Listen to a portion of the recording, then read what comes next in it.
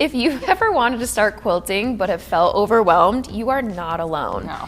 Most beginners don't quit because it's hard, they quit because they start with the wrong project.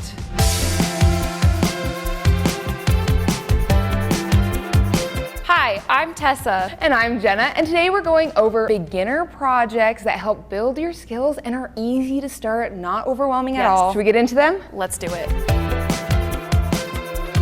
Why is a pot holder a good beginner project?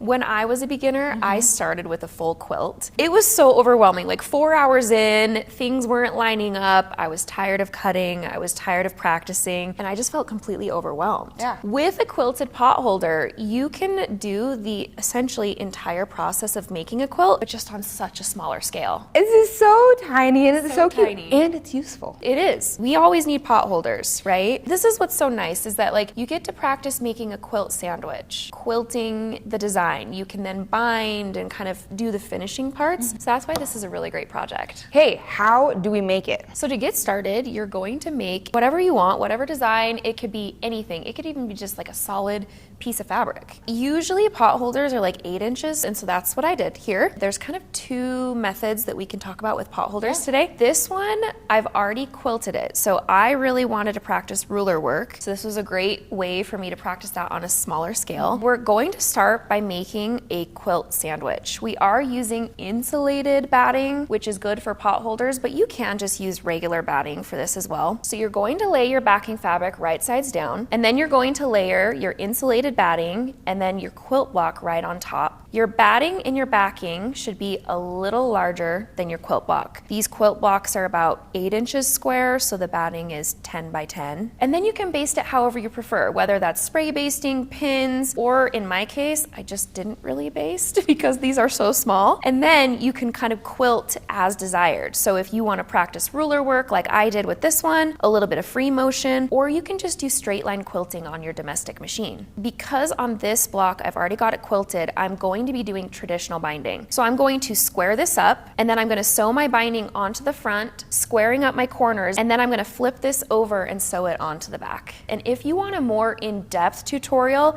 we have a video on how to bind your quilt. If making traditional binding intimidates you, another way you can make a pot holder is by making a block and cut insulated batting and backing that is the exact same size. You're then going to lay your backing fabric right side up, then put your quilt block right side down, put your insulated batting on top to make a little sandwich. Now you're going to sew a 1/4 inch seam allowance around the perimeter of your little quilt sandwich, leaving a 2-inch gap on one of the sides. Make sure to backstitch at the beginning and end so that those seams don't come apart. Then you can clip the corners and turn your piece right side out using something sharp to poke those corners out. Give your block a nice press, then finish off with something called the top stitch by sewing 1/8 of an inch in around the perimeter of your block. And now you have a finished pot holder ready to use. I love recommending pre-cut fabric quilts for beginners because it makes life so much easier.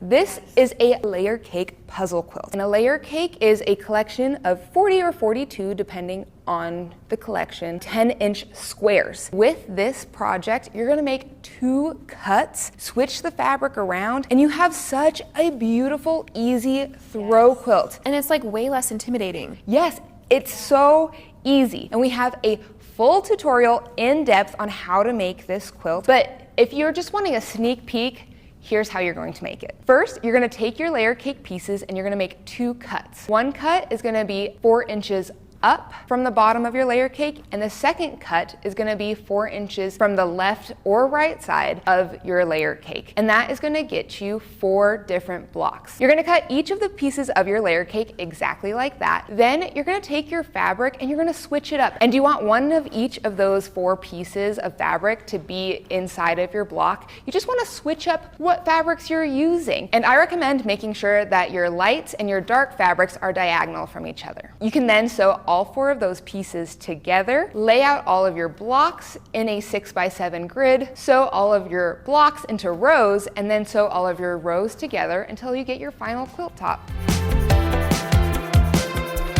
This is where quilting starts to feel like art. And similar to the quilted pot holders, this allows you to walk through like the entire process, but then you have something cute to hang on your wall. Yes, exactly. I make wall hangings all of the time when I want to try out a new quilting skill, but I just don't want to make a whole quilt. For example, I did not have a lot of experience with applique, and I wanted to try a fun artsy applique quilt. So I made this wall hanging. I have never made flange binding before, and so I decided let's bind it with flange binding so I don't have to make it for a whole quilt just in case I don't like it. But I learned that I love it, so I've actually used this technique on other quilts after, but doing a smaller version made it feel so much easier. And look how cute it is. And sometimes there are quilt blocks that look really complicated and you don't know if you like them enough to turn them into a whole quilt yet. For example, a house quilt block. It looks super complicated, but after you made it, what did you think about it? So easy. Easy, right? Yeah. And you learn the skill of half square triangles, you learn your 1/4 inch seam. So this is a perfect block for a beginner. And it gives you a chance to really like lay out the colors and figure out like, all right, do these look good together? Yeah.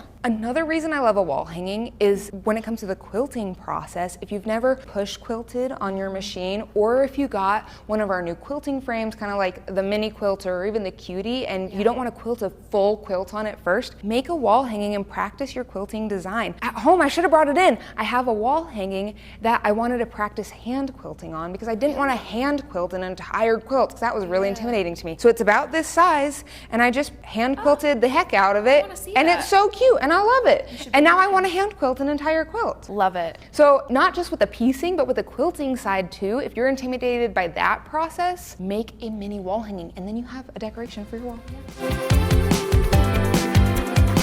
I love tote bags. I feel like I make them all the time. Yes. Well, and I made this one following your video tutorial that you did earlier this year. And how did you feel about it? It was great. Good. Yay. It was my first tote bag, so it was a really great video. I have a friend who is a new beginner quilter, and she wanted to make a bunch of tote bags for her coworkers. And so one day I taught her how to make it, and that same day she made like 6 more tote bags. And if she can do it, so can you. They're so beginner friendly. I feel like tote bags teach different skills needed to get into the bag world that you can't learn from making a quilt, but a lot of the skills that you use making a tote bag also translates to quilting. What are some of the skills that you can learn as a beginner quilter when making a tote bag? Well, I mean, like, I think you're right. These kinds of projects are great to practice with because you're practicing some of the same skills plus some additional ones, but you also have something at the end that you might actually use. Yes. I take mine to the farmer's market all the time. Yeah. It's, I don't know, there's something about like practicing on something and then just like throwing it away that kind of hurts my heart, my little frugal heart. So the tote bag was great because I practiced making a block using some new skills. So these utilize the stitch and flip or the snowball corners. You'll sometimes see them called both. So I was able to practice kind of like a new method and make a quilt block. Perfect. And then I was able to practice some straight line quilting on the Little Rebel. And then some additional things that, you know, you practice when making a tote bag was like sewing things, you know, inside out and then leaving an opening to kind of flip it right sides out. And then I was able to practice making handles and utilizing interfacing, which I don't have a lot of experience with, making a lining. I even was able to add a pocket. Which How easy was your pocket to make? It was easy. So again, like practicing kind of some additional skills, but it all kind of helps make your sewing better. And if you want the full tutorial for how to make a tote bag, we'll make sure to link that one as well. If you're just starting out, pick one of these projects and just finish it. And if you make it, make sure to tag us, the Grace Company, all over social media. We want to support you in your quilting journey. And if this helped, subscribe. It's free, and we'll keep helping you start quilting without feeling overwhelmed. And we have lots of beginner patterns. They're all free. They're most of the time in the description, so make sure to go find them. We'll see you next time. The fun doesn't have to stop. Watch some more videos from Grace Company on our support channel, our Quilters Playground channel, and right here.